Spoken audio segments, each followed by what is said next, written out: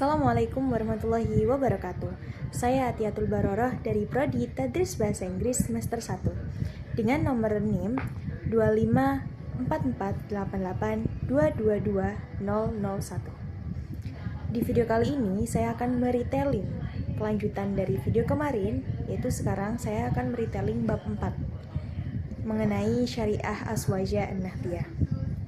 Jadi sumber syariat Azwajah itu didasarkan kepada Al-Quran dan Al-Hadis. Jadi ketika Rasulullah masih hidup, umat Islam itu diajarkan langsung oleh beliau dan sahabat yang hadir ketika beliau menyampaikan. Nah, kemudian setelah Rasulullah wafat, para sahabat terutama para Khulafa Ar-Rasyidin itu menjadi penerus beliau dalam menyebarkan agama Islam, dalam menyebarkan ajaran Islam. Kemudian dengan seiring berkembangnya zaman dan persoalan-persoalan baru yang tidak ada jawabannya di dalam Al-Quran dan Al-Hadis, maka bagaimana? Maka untuk mengetahui hukum atau ketentuan persoalan tersebut atau jawaban dari persoalan baru, itu dilakukan upaya berijtihad. Seperti itu. Sebenarnya ijtihad itu sudah ada semenjak masa Rasulullah masih hidup. Pada sahabat Mu'ad bin Jabal sepertinya.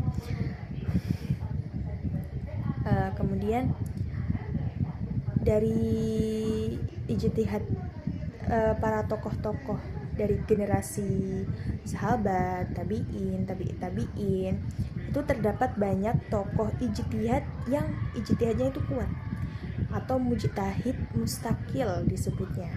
Jadi mereka dapat menciptakan pola pemahaman sendiri terhadap sumber ajaran Islam, yaitu Al-Quran dan Hadis, yang kemudian dari pola pemahaman inilah disebut madhab.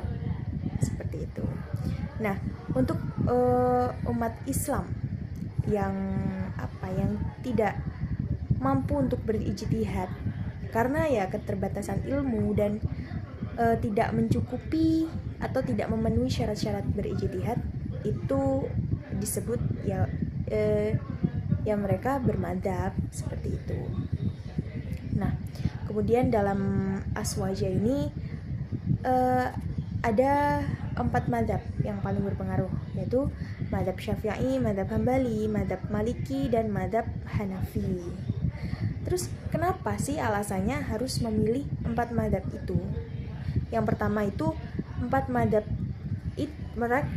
mereka itu sudah masyhur dalam kualitas pribadinya dan keilmuannya. Jadi hampir mayoritas umat Islam dunia itu tahu kepada 4 madzhab tersebut. Kemudian yang kedua, keempat madzhab tersebut itu dijuluki imam mujtahid mutlak mustakil.